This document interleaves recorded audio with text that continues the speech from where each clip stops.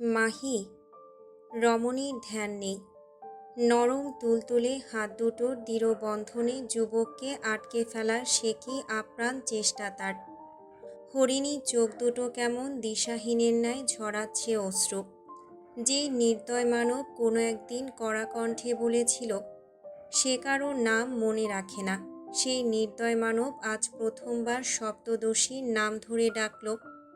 অথচ বোকা মানবী সেদিকে থোড়াই হুঁশ রয়েছে। তার ক্ষুদ্র মস্তিষ্কে তখনও চলছে রুড মানবের ভয়াবহ অতীতের একাংশ। কর্ণকুহরে বোধহয় গুনগুন করছে ছোট বাচ্চা ছেলেটার ক্রন্দনধ্বনি। মুহূর্তেই অস্থিরতা বেড়ে গেল মাহির। কণ্ঠায় নামল খরা। দুই হাতের ধারালো নখর দিয়ে তৎক্ষণাৎ খামচে ধরল মুগ্ধর পিঠ। রমণীর এরূপ দিশাহীন কাণ্ডে পরপরই হতবাকতার সমুদ্রে গলা অবধি ডুবল মুগ্ধ। বিস্ময় লেপ্টে গেল তার সুদর্শন মুখাব্যয়। বলিষ্ঠ দেহখানা তার নিজের অজান্তেই ঝংকার তুলছে যেন। বুকের খাঁচায় হচ্ছে তোলপাড়, কি যেন অস্থিরতায় লাফাচ্ছে।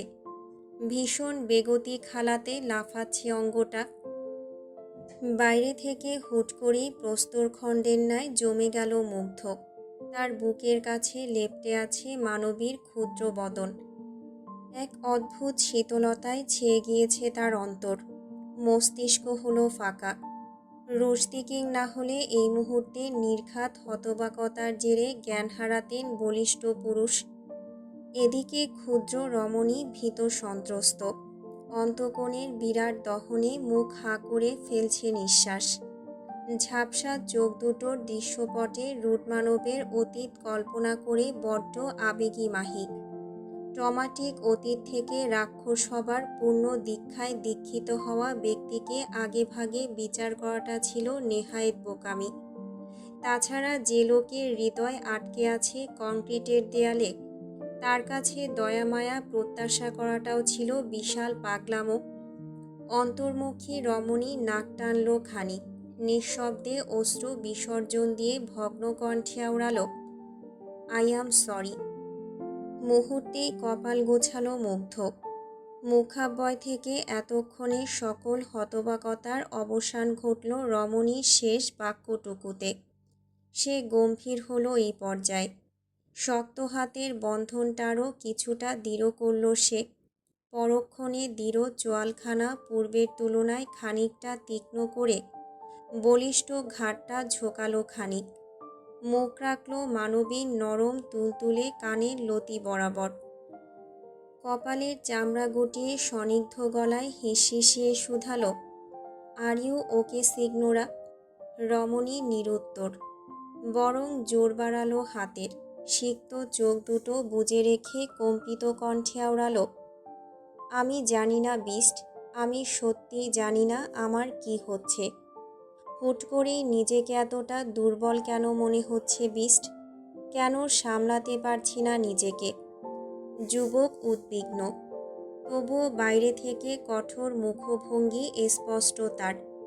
তৎক্ষণাৎ বাহাতের অসামান্য জোরে আঁকড়ে ধরল মাহির নরম ঘাড়ের ত্বক। অতপর কোনরূপ বাক্য ব্যয়ে রমণীর ছোট্ট মুখটা নিজের মুখোমুখি নিয়ে এসে দৃষ্টি করল সরু।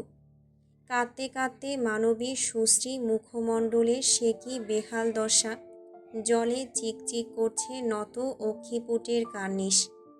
নাকের ডগায় জমেছে লাল টুকটুকে আভা। তড়িৎ ব্যাকুল চিত্তে রমণী নরম তুলতুলে কপল বরাবর আলতো করে হাত রাখল মুগ্ধ। বলিষ্ঠ ঘাটটা বেশ ঝুঁকিয়ে ব্যগ্রকণ্ঠে শুধালো, তোকে কে বলেছে নিজেকে সামলাতে? কে বলেছে এসবের চেষ্টা করতে? আমি কি মরে গিয়েছি? তোর দুর্বল হতে ইচ্ছে দুর্বল হ। আমি নির্দ্বিধায় আমার বুক পেতে দেব তোর পদতলে। তোর ভেঙে পড়তে ইচ্ছে হলে ভেঙে পড়, আমি ঠিক সামলে নেব তোকে। শুধু শুধু নিজেকে সামলানোর ক্ষুদ্রতম কষ্টগুলো করতে হবে কেন আমার রানীর? তার জন্য খোদ আমি নামক রাজা তো আছি। সহসা মানবীর ছলছলে দৃষ্টিযুগল নিষ্পলক ভাবভঙ্গিমা ধরল যেন। আটকে গেল লোকটাতে। মাহি টের পেল তার হৃদয় ছুটছে লাগামহীন গতিতে। রুডমানবের অকপট ভনিতাহীন স্বীকারোক্তিতে দুলে উঠেছে সর্বাঙ্গ। অবচেতন মন বাধ্য হচ্ছে লোকটার প্রতি ফের মায়ায় জড়াতে। তবে এবার যে তা কেবল মায়া। লোকটার ভয়াবহ অতীতের সম্মুখীন হয়ে নরম হয়েছে তার পাথরসম অন্তর। তা থেকেই বোধহয় মায়ার উৎপত্তি। কিন্তু সেই মায়া যে স্রেফ মায়ার রুক্ষ সীমানা অবধি সীমাবদ্ধ। অবচেতন মনটা তার যতই রুডমানবের মায়ায় লেপ্টে যাক, আত্মসম্মানী বিচক্ষণ মস্তিষ্ক সেই মায়াকে ভালোবাসার গণ্ডি অবধি পেরোতে সাব ধিক্কার জানাচ্ছে। এহেন ধিক্কারে জর্জরিত মাহি তখনই ঠোঁটের কোণে ফোটালো এক চিলতে ব্যথাতুর হাসির রেশ। শীতল হাতখানা আলগোছে উঁচিয়ে এনে রাখল রুডমানবের রুক্ষ বক্ষের ঠিক বাপাশে। মুগ্ধ নিস্পৃহ, গুটিয়েছে কপাল। রমণী তখন ভগ্নকণ্ঠে আওড়াল, আপনি নাকি হৃদয়হীন নিষ্ঠুর মানুষরূপী রাক্ষস? তাহলে আপনার হৃদয়টা অমন ধুকপুক করছে কেন বিষ্ট? আমার সামান্য স্পর্শে কাঁপছে কেন আপনার সর্বাঙ্গ? মুগ্ধ নিরুত্তেজ, ঘাটটা খানিক বাঁকিয়ে দৃষ্টি করল তীক্ষ্ণ। গমগমে গলায় শুধালো, কৈফিয়ত চাচ্ছিস? রমণী আলতো হাসল। ভেজা চোখ দুটো খানিক দুলে উঠল হাসির তোড়ে। মুগ্ধ বিমুগ্ধ নয়নে দেখল সপ্তদশীর হাসিটুকু। মাহির দৃষ্টি এড়ায়নি তা। কণ্ঠে ভারী গাম্ভীর্যের ছাপ ফুটিয়ে প্রত্যুত্তর করে সে, একদম না, ফ্যাক্ট বলছি। সহসা ঠোঁট বাঁকায় মুগ্ধ। রমণীকে নিজের সঙ্গে জাপটে রেখে বলিষ্ঠ ঘাটটা সামান্য ঘুরিয়ে ঘুরিয়ে ফোটালো ঘাড়ের সব কটা রক। পরক্ষণেই স্থির হলো রুডমানবের ঘাড়। দৃষ্টে ফুটল কুটিলতার ছাপ। ভারী অদ্ভুত কূটকৌশলী কণ্ঠে শুধালো, তুই এখনো আমার ব্যাপারে 1% জেনে উঠতে পারিসনি সিগনোরা? সেখানে আমায় নিয়ে ফ্যাক্ট আওড়ানো তো দূর কি বাত। ভরকায় মাহি, ইতস্তততায় জড়ায় পেল মুখখানা। মুগ্ধের কুটিল দৃষ্টিজোড়ার পানে দীর্ঘক্ষণ নেত্র ঠেকিয়ে রাখার ক্ষমতা হলো না মানবীর। তৎক্ষণাৎ ঝুঁকে এলো তারা, জড়ানো কণ্ঠে আওড়ালো, আপনি আপনি পুরো দুনিয়ার সম্মুখে যে রূপে নিজেকে জাহির করেন, আপনি এমনটা নন বিষ্ট। আর কেউ না জানুক, আমি জানি আপনি এমন নন। মুহূর্তেই দৃষ্টিযুগল কুঞ্চিত করল মুগ্ধ। মাহির নরম তুলতুলে গালে ঠেকিয়ে রাখা শক্ত হাতটা সঙ্গে সঙ্গে নামিয়ে আনল মেয়েটার চোয়াল বরাবর। সেথায় আলতো চাপ প্রয়োগ করে হিসিয়ে আওড়ালো, তাহলে তোর মতে আমি কেমন? বাখারালো মাহি। রুক্ষ দাঁতে রুষ্ট চাপায় নিম্নাংশের অধর পৃষ্ঠ করতেই যুবক জোর বাড়ালো হাতের। তখনই রমণীর পেলব মুখখানা উঁচু হলো কিছুটা। হতচকিত দৃষ্টি সুদর্শনের মুখপানে পড়তেই দেখল যুবক কেমন শক্ত মুখে তাকিয়ে আছে তার পানে। মাহি হতবাক। অধর নাড়িয়ে দুটো বাক্য আওড়াতে উদ্যত হবে তন্মধ্যেই শোনা গেল মুগ্ধর বাজখাই কণ্ঠ, কামড় খেতে ইচ্ছে হলে আমায় বলবি, ইউ নো না আমি এসবে কতটা এক্সপার্ট। বলেই চোখ টিপল মুগ্ধ। মানবীকে কোনরূপ উত্তর দেবার সুযোগ না দিয়ে ধীরলয়ে আগালো মুখ। তার রুক্ষ অধর যুগল প্রায় ছুঁই ছুঁই মাহির নরম ওষ্ঠপুট। আগ্রাসী কায়দায় মিলন ঘটবে ভাব। ঠিক তখনই পরিত্যক্ত কুয়ার ভেতর থেকে ভেসে এলো ভগ্ন নারীকণ্ঠের দুর্বল গোঙানির শব্দ। মুহূর্তেই আঁতকে ওঠে মাহি। তৎক্ষণাৎ সর্বাঙ্গ নাড়িয়ে যেই না মুগ্ধকে কিছু বলতে যাবে, তার পূর্বেই রমণীর তুলতুলে ওষ্ঠপুটের উপর ক্ষুধার্ত বাঘের ন্যায় হামলে পড়ল মুগ্ধ। এহেন ঘটনার আকস্মিকতায় থমকে গেল মাহি। বুকের ভেতরটা যেন মুহূর্তেই দুরু দুরু করে উঠল তার। বেপরোয়া যুবকের অমন আকস্মিক স্পর্শে তার সমস্ত সত্তা কেঁপে উঠলেও এই মুহূর্তে রমণীর প্রতিবাদের ভাষা নেই। উপায়ন্তর কায়দায় কেবল বিস্ফোরিত নয়নে তাকিয়ে রইল সম্মুখে সুদর্শন পুরুষটির দিকে, যিনি আপাতত উন্মত্তের ন্যায় অধর সুধাপানে মত্ত। তার রুক্ষ আঙুলের ডগাগুলো ধীরলয়ে এগোচ্ছে মানবীর চুলের গোড়ায়। সেথায় আলতো চাপ প্রয়োগ করে মুহূর্তেই কগাছি চুল আঁকড়ে ধরে মুগ্ধ, ডুব দেয় প্রমত্ততায়। সময়ের ব্যবধানে কপতির অধীরতা ক্রমশ বেড়ে যেতেই হাঁসফাঁস করতে লাগল সে, মোচড়াতে লাগল রূঢ় মানবের দৃঢ় বাহুবন্ধনে। তার টের পাওয়া মাত্রই অনিচ্ছা সত্ত্বেও অধৈর্য গলে দূরত্ব সৃষ্টি করল মুগ্ধ। বুকের ওঠানামার গতি অসামান্য তার। ধীরলয়ে কপাল ঠেকালো মাহির কপালে। এদিকে বেপরোয়া যুবকের লাগামহীন প্রমত্ততার হাত থেকে ছাড়া পেতেই প্রাণপণে ফিরে পাওয়া এক ফোঁটা বাতাসের ন্যায় বুক ভরে নিঃশ্বাস টানতে লাগল রমণী। অস্থিরতায় কাঁপছে তার সর্বাঙ্গ। মুহূর্তখানেক নীরবতায় বুথ থেকে আচানক শুকনো ঢোক গেলে মাহি। পরপরই ক্ষীণস্বরে আওড়াতে গেল, কুয়া থেকে কার যে। বাকিটা বলার ফুরসত পায়নি বেচারি। তার আগেই শুরু হলো বেহায়ালোকের পূর্বের ন্যায় বেলাজা কার্যকলাপ।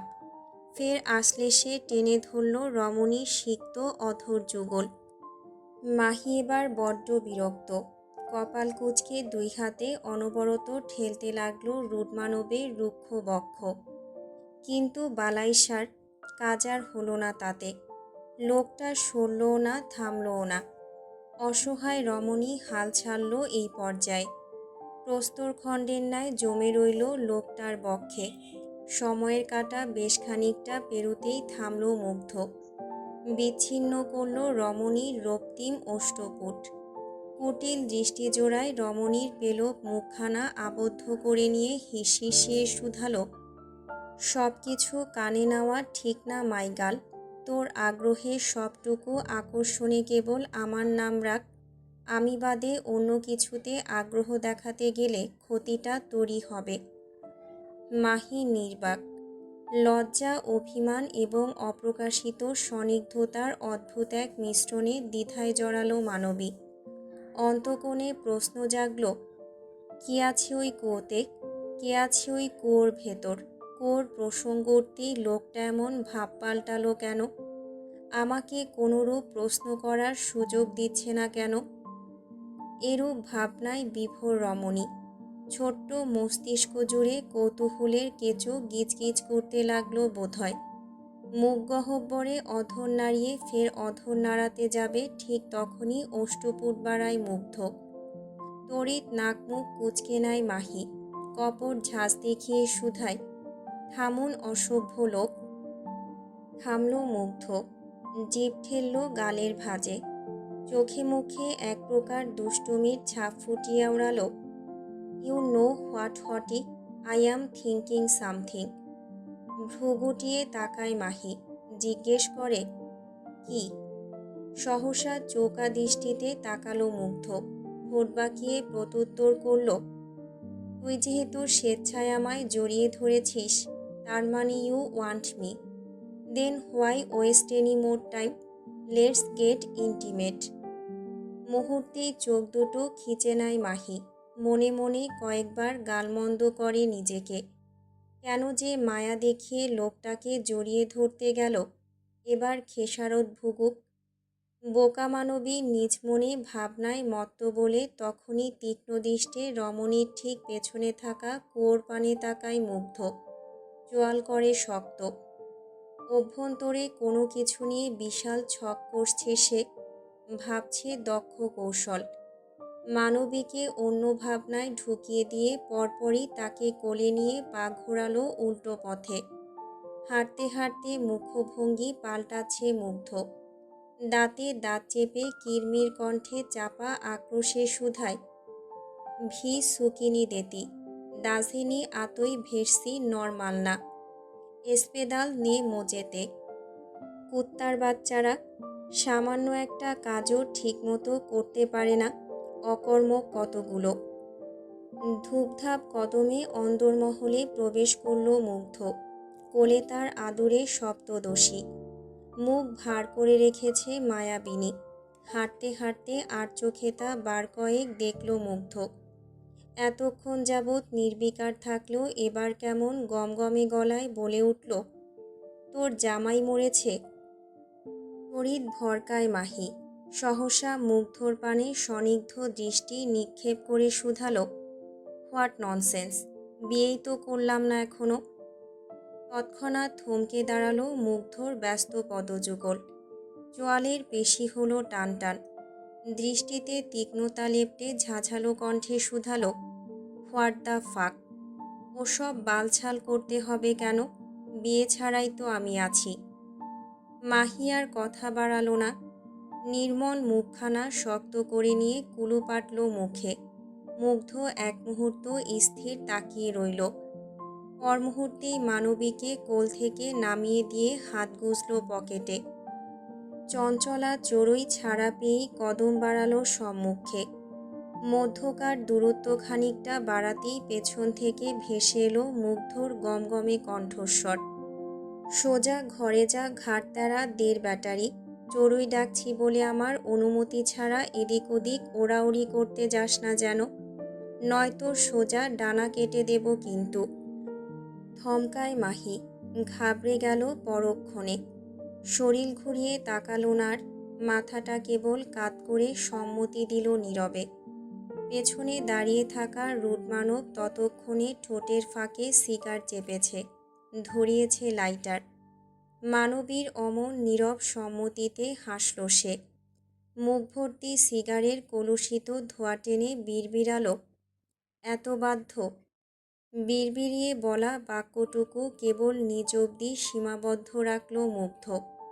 অদূরে নিষ্পলক ভঙ্গিতে তাকিয়ে রইল যতক্ষণ রমণীকে দেখা যায় ঠিক ততক্ষণ। মানবীর ক্ষুদ্র দেহখানা যেই না দৃষ্টির বাইরে গেল, অমনি রং পাল্টালো রুটমানবের মুখাব্যয়ের। ফিরল চিরচেনা নির্দয় খোলসে। তখনই পাদুকা উল্টো দিকে ঘুরিয়ে দাম্ভিক কদম বাড়ায় মুগ্ধ।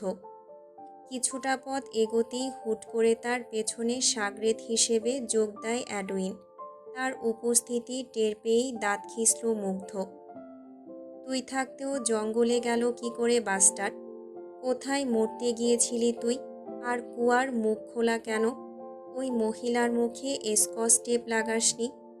চিৎকার করছিল কেন কুত্তার বাচ্চাটায়? অ্যাডুইন গম্ভীর মুখে ঢোক গিলল খানিক।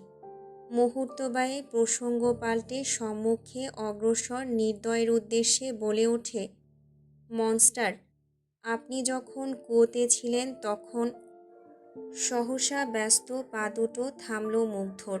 উত্তরের অপেক্ষা করবার পূর্বেই অ্যাডুইন বলে ওঠে, তখন আপনার সিগনোরা নাচঘরে ঢুকেছিল। তার কিছুক্ষণ পরেই হিমাংশু রায় আর তার স্ত্রী ঢুকলেন। তাদের মধ্যে বাকবিতণ্ডা হয়।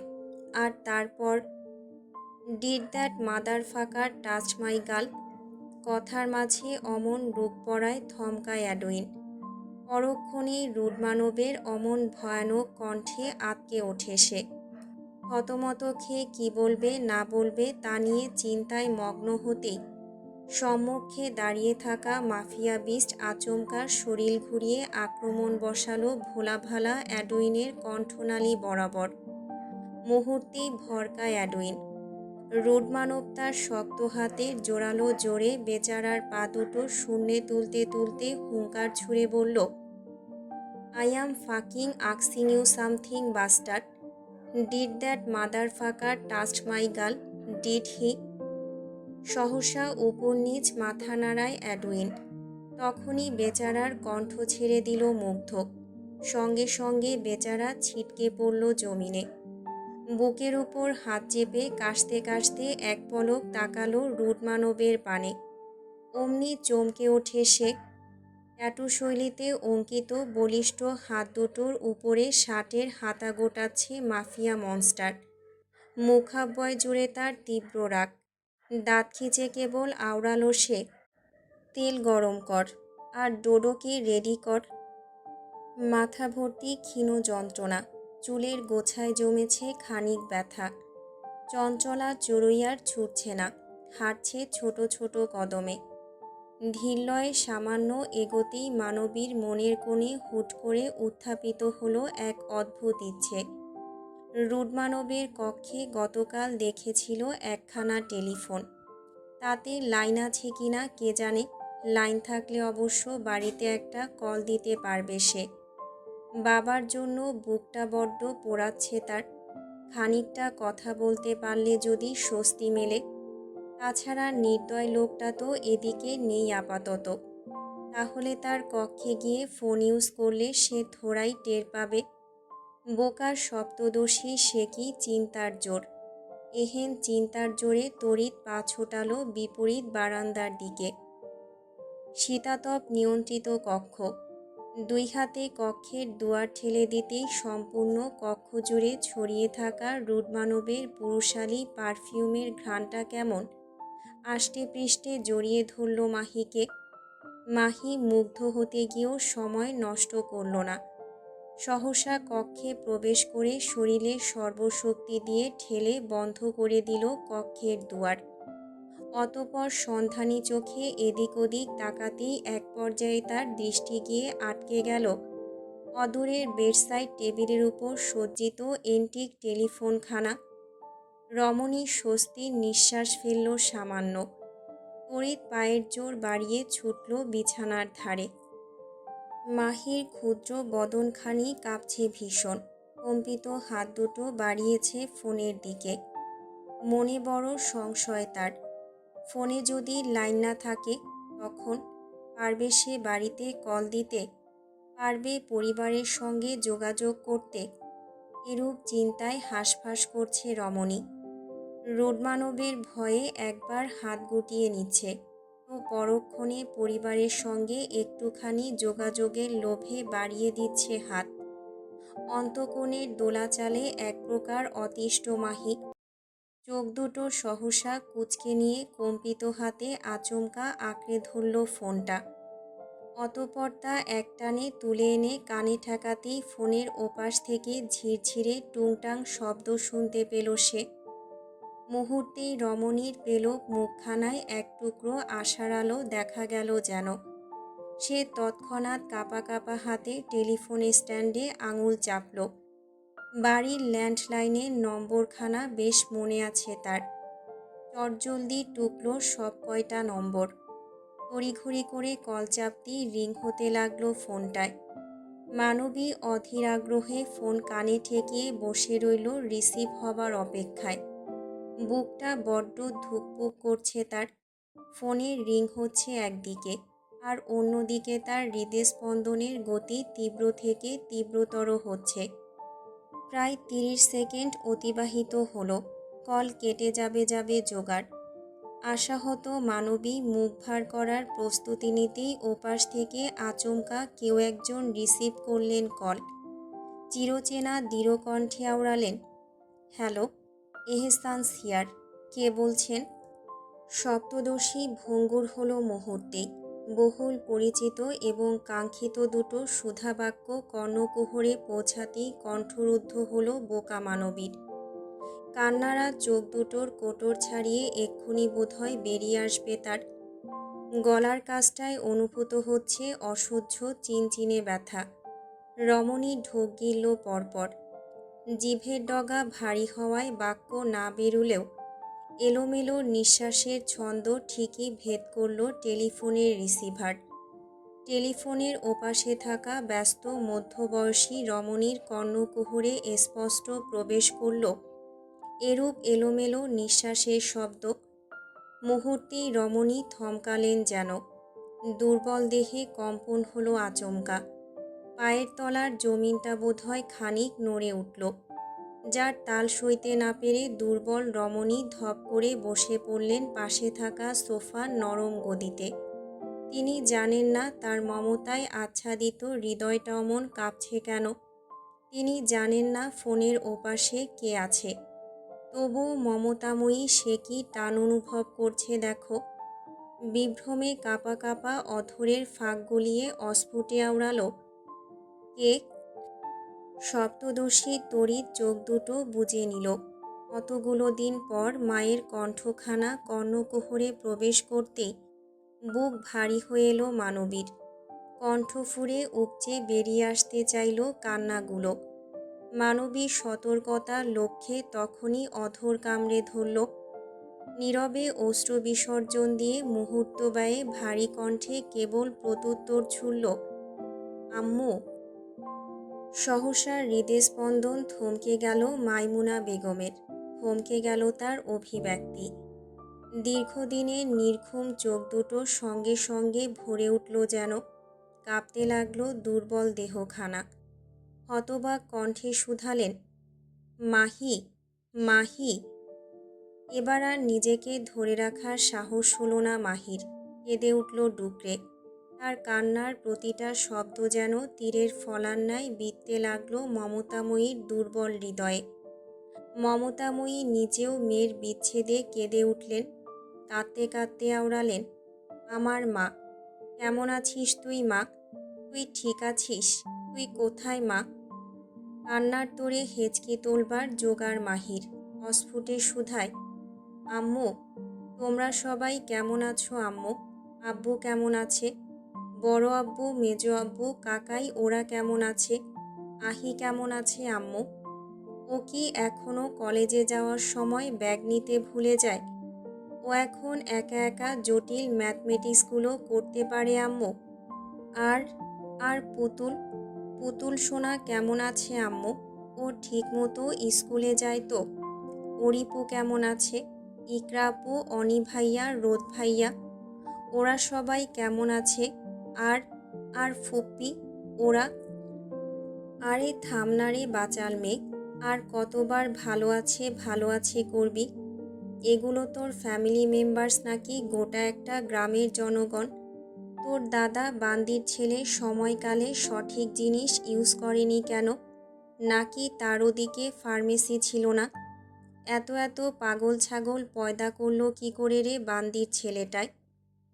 কথার পথিমধ্যে ফোনের ওপাশ থেকে ভেসে আসা রুটমানবের এহেন খিটখিটে বাক্যে জারপন্ডাই হতবাক মাহি।